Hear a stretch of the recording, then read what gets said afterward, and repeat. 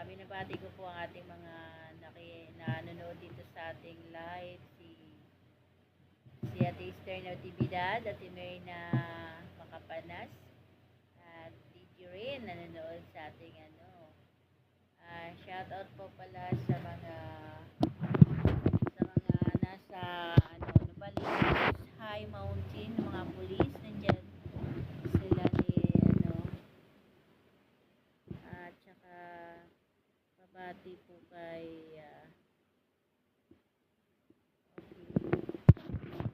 si Ate Esther, magpagaling po kayo dyan. Nag-condolence po sa aming pastor, sa mga naiiwan po, condolence po sa inyo po, Pastora Judith, condolence po sa ating wabot, mahal nating pastor. Nandun na po siya sa ating Panginoon. Kapiling na po siya ng ating Panginoon. Kaya wala, kumbaga na po siya, papahinga na po siya sa mundo natin dito. Wala na po siyang, kumbaga na siya wala na po siyang, kumbaga tapos na po siya sa mission sa mundong ito. Kaya condolence po, naway maging maayos po kayo sa pinagdaanan natin ngayon. Pinagdaanan nyo, maging strong lang po tayo. Pastor Judy, condolence po. At saka po sa ating belated happy birthday rin sa Suarez, ang ating alagang seaman na nagtrabaho doon sa Hawaii ngayon, parang po nandun sa Hawaii. Belated happy birthday noong February 9 birthday niya. Hindi, February, tama, February 9 birthday niya. Belated happy birthday rin sa Suarez. At sa aking mga pastor, Pastora Hendriana, si Alarihana, at saka si Pastora Rosana, sa ating bagong pastor, si Dre. Salamat sa pag-atid sa kagabi sa amin sa bahay. Salamat. Nakalibre ng pamasahe. At saka po sa ating mga kaibigan dyan na palaging nakikinig, at sa aking mga anak, kay Shamig Latornes de Shorna, Mart Latornes de Shorna, at kay Ingkang, ang ako ng aking landidi. Shout out sa iyo, Ingkang. Si Jessica, shout out. At si Nancy, shout out dyan. At saka sa aking mga kaibigan, si Jennifer Legardo, si Ate Aida Martin, shout out kayo dyan, si Rosil, and si Ate Nining, si Ate Nining niya, shout out kayo dyan. Ate Merna, Nanay Edna Mulano, and also sa ating mga listeners sa Mindanao, Luzon, Visayas, makikinig lang kayo palagi dito sa ating programa dahil ito po ay tunay na buhay ang ating pinagbabasa dito, ang kanilang mga istorya ng buhay.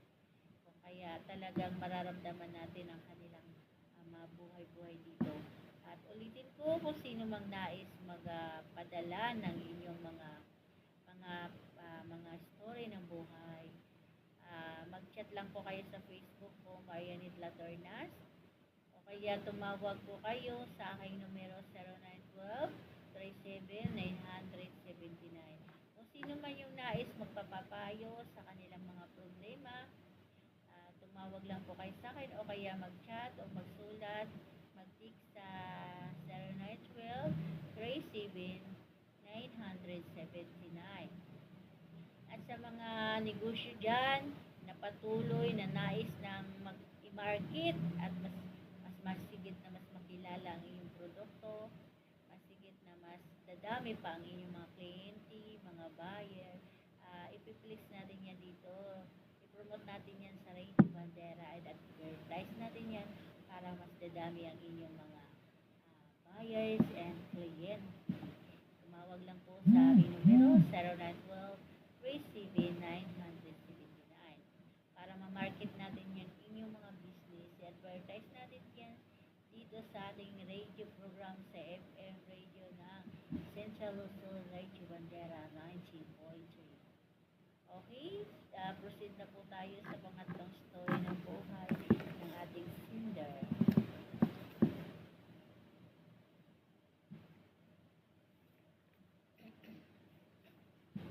There's Rich Vibe. Bago po ako magsimula, nais ko po kayong batiin ng Happy New Year. Hoggy Bachelor. Holiday po kasi ngayon, kaya po nandito po ako nag, nag, nagbabakasakal na alam ko po na nitong kaarawan o kaya fiesta o araw ng taon ng mga Chinese ako po kasi ay sa bloodline ng Chinese din kung kaya nais ko din maging bahagi ng inyong programa sa Radio Bandera at nais ko po mapapakinggan din ang aking pagbabasa niyo sa aking programa, sa aking kwento ng aking buhay. Dahil na-inspired po ako sa programa niyo, kaya nagpapakasakali na isa rin ako sa kapayuhan niyo. Tawagin niyo po ako na si Janice, isang rebuilding anak. Nasasabi kong rebuilding dahil po talagang hindi ko na po kinaya yung mga responsibilidad na binigay sa akin ng mga magulang ko. Bagamat kumplito pa ang aking mga magulang, ay parang ako na rin ang tumatayong magulang. Noong una, natatanggap ko na kung bakit parang sinubsob ko na yung sarili ko sa trabaho, kulang pa din yung aking sweldo. Ako po ang panganay sa tatlo kong magkapatid. Hindi ko po kasi akalain. Nung una, concerned po talaga ako sa mga magulang ko. Dahil po talagang taos puso talaga ako tumulong dahil nga po akong panganay. Nais ko po sana magtapos ng college. Kaso lang, hindi po ako nakapagtapos. Gawa na po na nagiging magulang na rin ako sa mga anak, sa mga kapatid ko. Nung una, talagang nais ko pong tumulong ng bukal sa loob ko dahil nawa po ako sa mga kapatid ko na maliliit pa lang dahil tapos po kami. Akala ko talaga kakapusan lang po talaga ang meron sa amin. Nagulat po ako isang araw.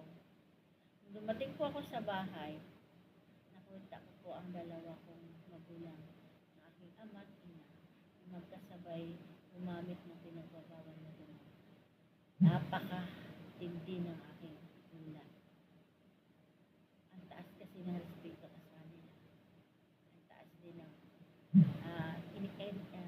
iniisip ko talaga na napakabuti nilang magulang sa akin. Bukod akala ko pa, kaya kami kinakapos, kaya ako kinakapos ang aking sahod. Gawa po talaga na talagang kulang sa akin. Yung pala, meron pala silang hidden agenda. Kung bakit kahit anong kayod ko, kahit anong part-time ko, bukod pa sa sahod ko, may part-time pa ako.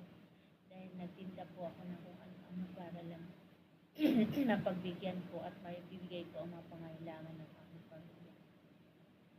Bilang isang panganay, tumayo na rin ako na parang amat na sa aking mga kapatid. Pero talagang nasaktan po ako. Nung una, gusto ko rin magsumbat dahil dapat obligasyon ng mga magulang ko na itawid ang aking mga anak, ang pamilya. Akala ko talaga nung una, talagang may karamdaman lang sila kung bakit hindi nila magawa yung obligasyon nila. O kaya tumulong din ako sa aking abot na makakaya. Dinidoble ko po ang aking hanap buhay dahil alam kong kapos lang ang aking sahod. Kaya kung ano-anong pinagtitinda kong part-time para lang talagang mabigay ko ang mga pangangailangan nila. Buong akala ko talaga po mailagay sa tamang lagay ang aking sahod at aking mga pagsisikap. Kaya po lang talagang nabigo pala ako sa aking inakala. Ang inakala ko mga magulang ko na hindi wala nang kakayahang magtrabaho, gawa nga may masakit na sila. Yung pala pakitang tao lang nila sa akin. Niloko lang nila ako. Na kaysa ganito, hindi na nila kaya dahil masama na daw ang tama ng kidney nila. Nahirapan na daw silang gumalaw, magtrabaho, kaya ako na lang yung tumustos sa pangangailangan nila. Pero laking gulat ko nung nakita ko sabay-sabay silang nagbibisyo. Kaya napakasakit bilang isang anak na gustong magtapos sa pag-aaral. Pero hindi ko magawang magtapos, gawa nga itinaguyod ko ang pamilya ko. Na animoy akala ko totoong totoo. Yung pala, ang sahod ko ay dinala lang pala sa bisyo. Kaya nagulat ako. Sumahod ako, nag-part-time ako, ginawa ko ng lahat. Pero sa bahay, hirap pa rin kami. Pati yung mga kapatid ko, laging sinasabi na ate, gusto ko kumain ng masarap. Ate, gusto ko kumain ng ganito. Akala ko talaga na ilagay sa tamang lagayan. Na ilagay sa tamang paglalagyan ng aking sahod yung pala nandun sa bisyo. Pagkatapos gumamit ng hindi pinagbabawal na gamot, mayroon pa silang alak, may sigarilyo pa sila. Lahat meron. Kaya pala ang pera ko doon lang nauubos. Nagulat ako, bakit yung mga kapatid ko sabik sa masasarap na pagkain, sabik sa mga damit. Nagugulat ako, sabi ko sa sarili ko saan napunta ang pera. Pero doon lang pala, kaya pala mga kapatid ko, ni halos chinilas hindi makabili, ni halos damit walang mabili, puro luma. Tapos gustong kumain ng masarap, laging tinitipid sa ulam, laging sardinas, noodles, itlog. Kaya minsan sabi ko, saan ba yung sahod ko, saan, ano bang silbi ng paghihirap ko kung hindi ko nabigyan ng masarap na pagkain yung mga pamilya ko. Yun nakita ko sa dalawang mata ko, yung ebidensya kung bakit kami naghihirap pa rin sa kabila ng aking pagsisikap. Kaya po, doon po talaga ako nagkaroon na, sabi ko sa sarili ko, kung pagpatuloy ko pa ba ito, ginawa ko kung wala rin naman palang kahinatnan. Kaya ang tanong ko po sa inyo, mga DJ ng Radio Bandera, ipagpatuloy ko pa ba itong ginagawa ko, pagsustento sa kanila o hindi na? Dahil tingin ko kasi wala namang kabuluhan yung ginawa ko. Mas lalo ko pang pagpatuloy ko pang pagbibigay sa kanila, baka mas lalo pa nila silang malulong lalo dahil may pantustos sa kanilang bisyo. Ano po ba dalagang dapat kong gawin? Mga DJ ng programa ng Bandera Central. Ang inyong nagmamahal na single girls.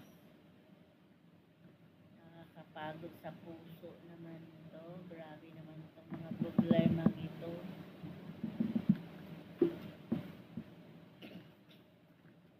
Okay, Grace, sa abot ng aking makakaya, bibigyan kita ng kasagutan sa iyong mga katanungan.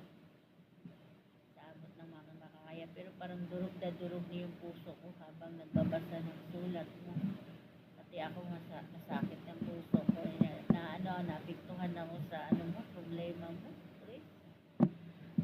Pero bibigyan kita ng, itatry ko pa rin kung anuhin natin yung problema na yan.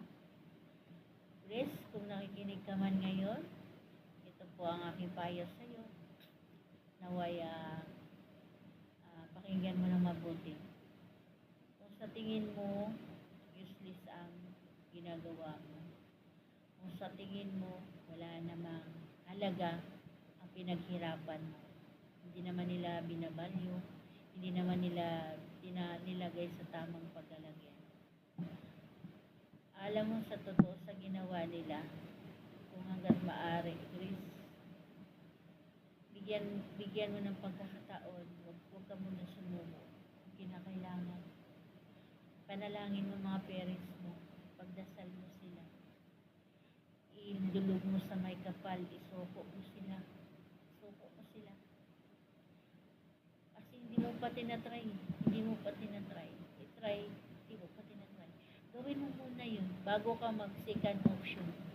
Bago mo sukuan yung mga bagay, kasi first time mo naman nakita, na yun nakita ko sa dalawang mata mo, na ganun ang ginagawa ng mga magulang mo, yun ang pinagagawa nila, bigyan mo muna sila ng chance.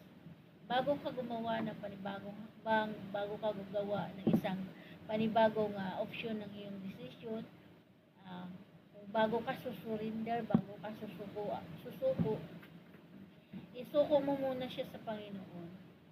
Ipanalangin mo muna, idasal mo muna, isurrender mo sila sa Panginoon. Baka malay mo, magbabago sila. Baka malay mo, isang araw, mabigyan sila ng wisdom ng Panginoon, ng ano sa puso nila, na pamamahayan ng Santong Espiritu ang puso nila, para sa ganun magbago sila.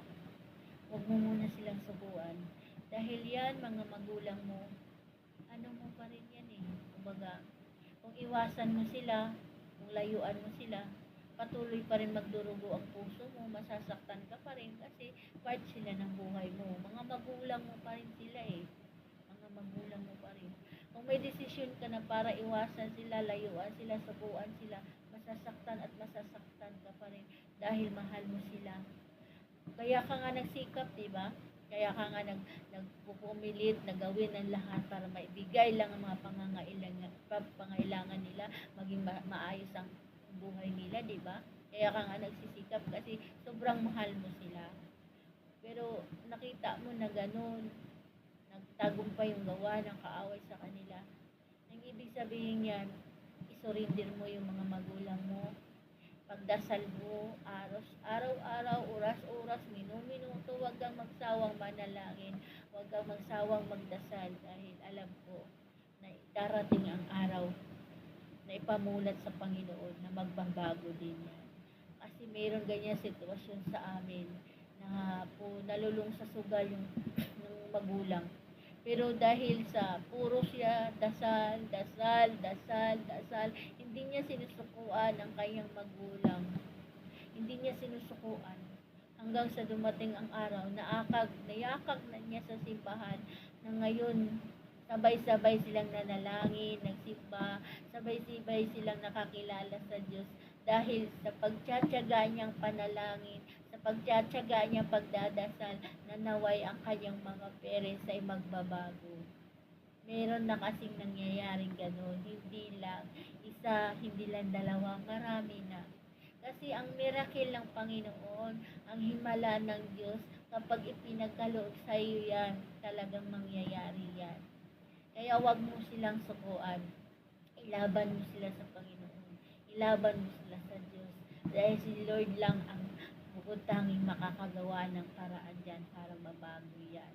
Kaya instead na layuan mo, sukuan mo yung mga parents mo, na instead na kamuhian mo, na instead na magalit ka sa mundo, na instead kamuhian mo yung mundo ginagalawan mo, dahil sobrang pahirap sa'yo, gawin mo. Pagdasal, manalangin, isurrender ang mga problema, ipagdasal ang naway, darating ang araw na magbago ang mga magulang mo, para sa ganun maayos ang samahan nyo, maging maayos ang yung paghihirap mo ay magkaroon ng kabuluhan. Kaya yun talaga, Grace, yun talaga. Tulad na sinabi ko kanina, kagaya ng seaman, na lahat nangyari, na wala lahat ang pinaghirapan niya, gaya mo din siya, na kailangan mo tumawag sa Panginoon. Baka kakoy nakalimot ka na rin sa Kanya. Baka kako, hindi mo na siya binigyan ng panahon, hindi ka na nagsimba, hindi mo na siya binigyan ng pagkakataon.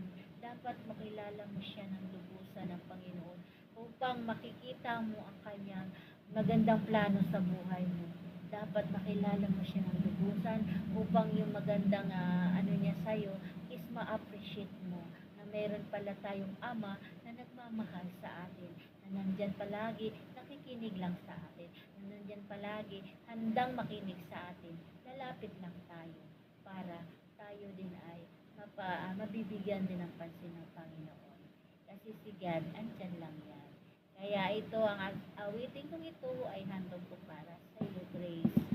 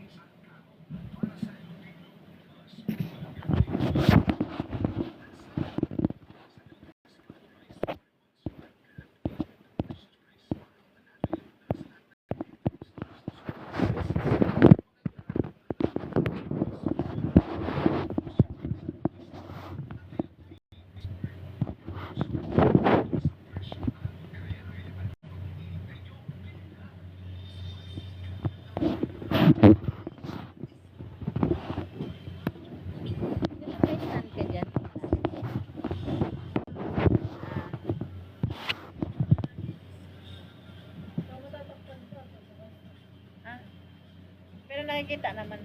Ibig sabihin, kasi pagka ano mataas yun. Na,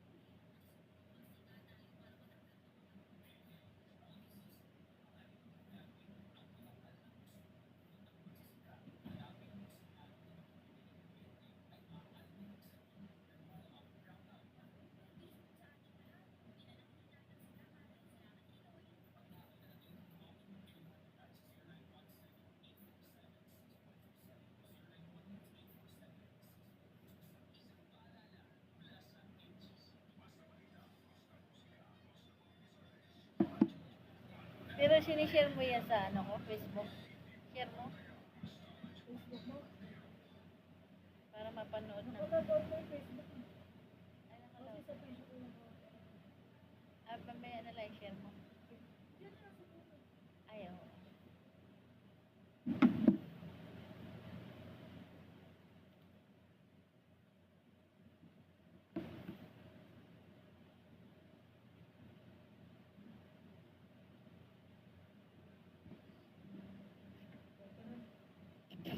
Punta. Ang oras natin ay alas 3:23 ng hapon. Hatid sa atin na awarding ito ay handog. Awarding ito ay handog sa atin ng Angel Pizza. Ang Angel Pizza nabasa? Ang Angel Pizza ay the home of original creamy spinach pizza. Ang pizza ng mas mababait. At saka ang MXR. MXR long last battery. Premium multi-care. Level up your ride. Bumper your ride. Balik tayo sa ating programa ng segment si Madam Marimar ng Puso sa Puso. Ang nagbibigay inspiration at pag-asa sa ating mga singer. At ang bago pa man gusto ko po nang paalam sa inyo, tumatanggap po kami ng mga gustong magpa-advertise, magpapasikat, o magpapa-promote ng inyong mga negosyo, serbisyo, at magpapakilala ng inyong mga produkto. Dito lang sa Radio Bandera, Central Luzon, 90.3. Kung gusto niyo po ay tawagan niyo ako sa numero ito, 0923-979.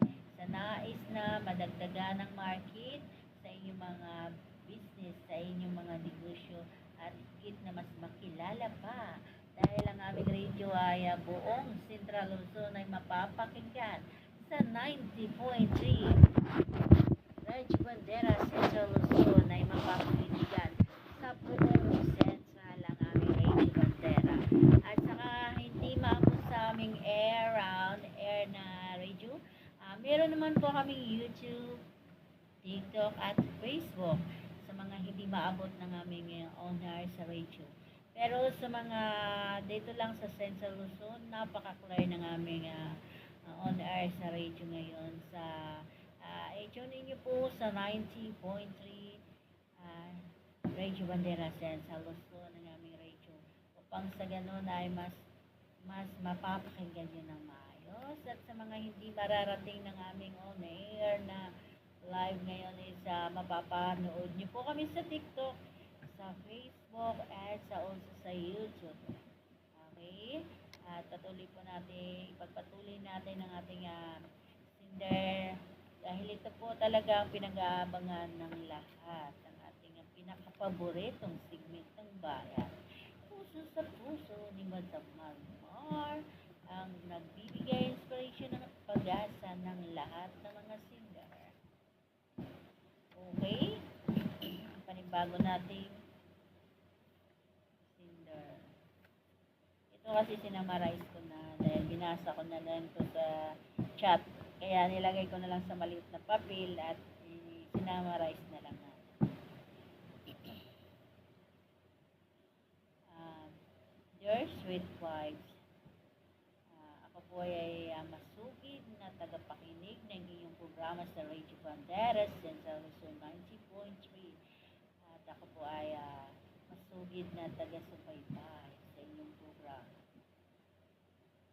At bilang isang nag-iidolo sa inyong programa, siyempre nais ko rin mapapakinggan ang kwento ng buhay ko at mabayuhan mo ako sa aking sa aking mga sonerado.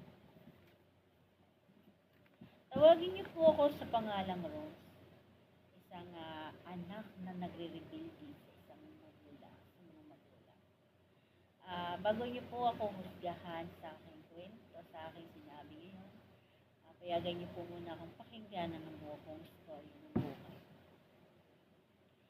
Ako po ay iniwan sa aking kapatid na minaltrato ako. Iniwan ako ng 8 years old pa lang ako sa kapatid ko. Gawa yung mga magulang ko po ay isang missionary. Sila po ay kumbaga missionary, nag-aaral ng Bible. At the same time, nagagamot din sila spiritual. Nung bata pa ako, sadya pong nangungulila ako sa pamamahal ng aking mga magulang. Gusto ko mang maranasan, maramdaman, pero pinagkaitan ako ng pagkakataon. Gawa pong wala po sila sa piling. Excuse me, nagkaroon kasi ako ng excuse lang po. At saka po,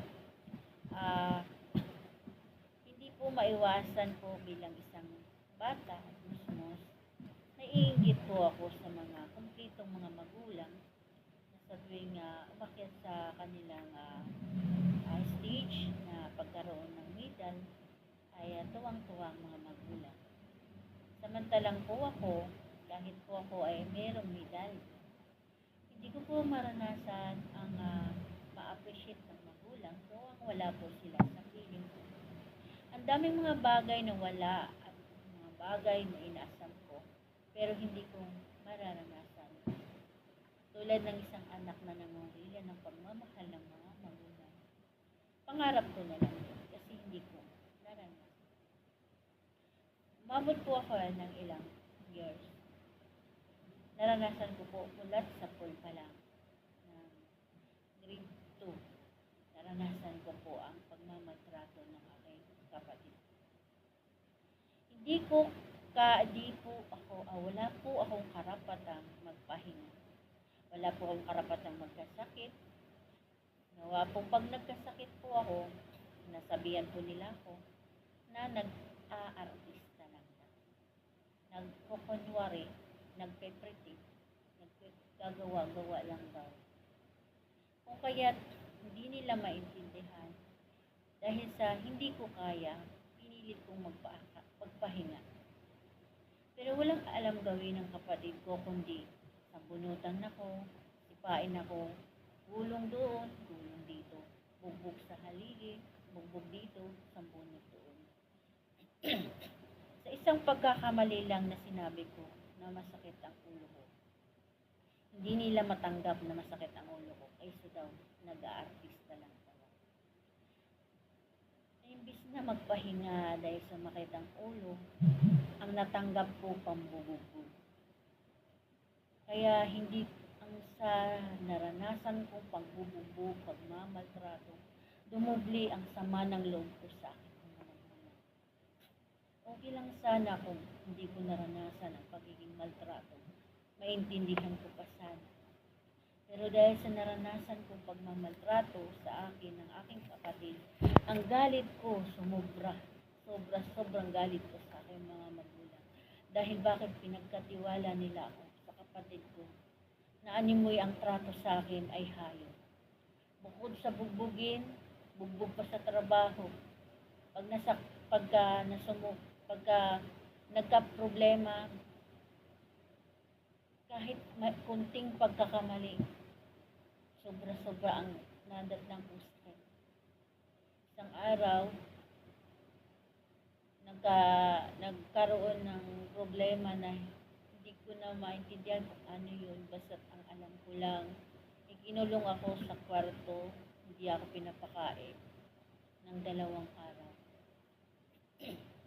Wala po akong magawa, kundi, ayun, tinanggap ang kakaroon ng kamalasan na naranasan. Sobra-sobra ng time na yun, nagkasakit po ako. Nagkasakit sa sakit ng tiyan, nagkasakit sa, sabi nila, kulang sa pagkain, sa gutom. Dumating sa punto na, ayun, parang pangalawang buhay ko na dahil talagang nawalan ako ng malay. Paningin ko is madilim, hindi na ako nakakabangon. Buti na lang po kahit papano yung kapatid ko naman na mayroong isang tropa, may kanya-kanyang tropa, at malasakitan po ako na alagaan. Awa naman ng Diyos, nakabawi ako sa sakit ko. At ngayon, dito nag-umpisa ang aking problema. Dumating po ang aking mga magulang upang magtambay, mag-stay sa amin ng high school na po ako. Nagkaroon na po ako ng sungay. Nagkaroon na po ako ng mga bisyo na waring hindi nila alam. Paano nga ba nila malalaman kung wala naman talaga sila pakialam dahil lagi naman silang umaalis. Habang nagre-rebelde ako sa kanila, nang pinagbabawal nila sa akin is ayaw nilang makitang naninigarilyo ako. Mas pinipilit kong manigarilyo sa harapan nila. Ayaw nila kung makitang lasing ako. Mas sinasadya kong lasing akong umuwi. Ganun at ganun ang routine ko habang pinagsasadya kong saktan ang damdamin nila. Dahil sa pagre-rebelde ko. Katuwiran ko, bakit ngayon lang kayo nag-stay sa bahay kung kailan may sungay na ako? Ayun po ang palagi kong pinagmumukha sa kanila. Pero habang patuloy akong nagmamatigas, patuloy kong ginagawa ang pananakit ng damdamin nila. Sa isang sulok, habang nag-iisa ko, tumutulog bigla ang luha ko. Iwan ko ba bakit nasasaktan pa rin ako? At kung bakit sa pananadya ko at bakit nasasaktan pa rin ako sa ginawa ko. Kaya yun po ang lagi kong tanong. Bakit ako nasasaktan? Samantalang yung mga nagdaang panahon na wala kayo sa tabi ko. Ang dami kong pinagdaan ng hirap ay hindi nyo na ako mabibigyan ng kalima. Mga panahon na bully sa eskwelahan, hindi nyo ako naipagtanggol dahil walang kayo. Ito po ang problema ko, mga DJ ni Radio. ano po ang dapat kong gawin para makalaya ako sa sama ng loob ko sa aking mga magulang. Dahil ang routine ko po ay laging ganito. Ayaw nilang manigarilyo ako sa harap nila. Pinilit kong manigarilyo. Kahit magalit, okay lang sa akin. Tinanggap ko ang galit. Lahat ng pananakit, kahit sinturuinin ako, okay lang. Tinanggap ko. Basta't magawa ko lang yung pananakit sa kanila. At ang ayaw nila naman akong makita na lasing ako, umuwi. Ang mga bagay na ayaw nila, talagang ginawa ko. Ang sa madaling sabi, nananadya ko. Yun ang tinatawag nila na rebuilding anak. Tinataguri ang rebuilding anak. Pero yun po talaga, gusto ko na rin din makaalis sa ganitong sitwasyon. Kaya ano po kaya ang dapat kong gawin? Tulungan niyo po ako, mga D-Generation.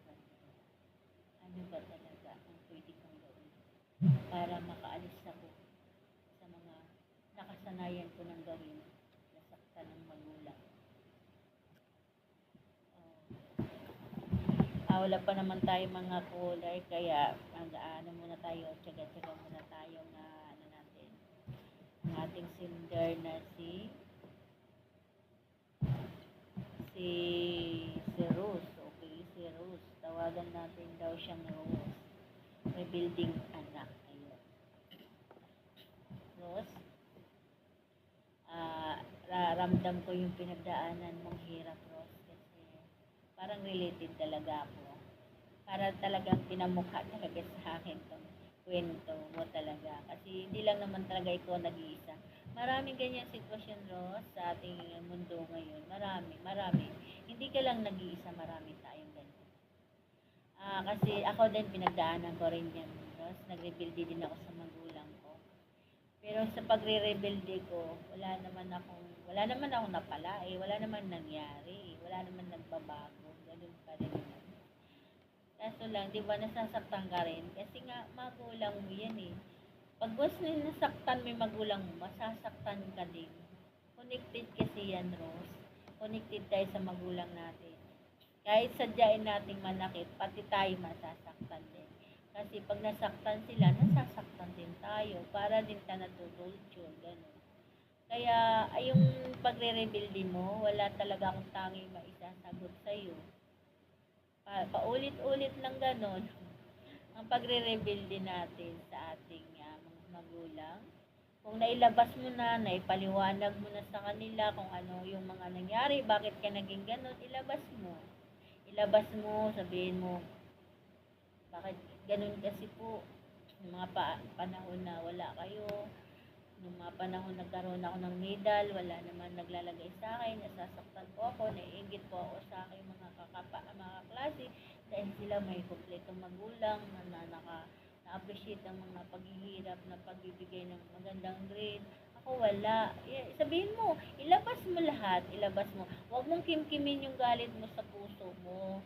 Dahil habang kinikimkim mo yan, sasabog ka, hindi ka mapapalagay, at hindi ka rin maging masaya sa pagre-rebuilding mo. Kung ano yung hinanaing mo, kung ano yung sama ng loob mo, kung ano yung dinadaing mo sa buhay, sabihin mo, ipaliwanag nga ba, ganito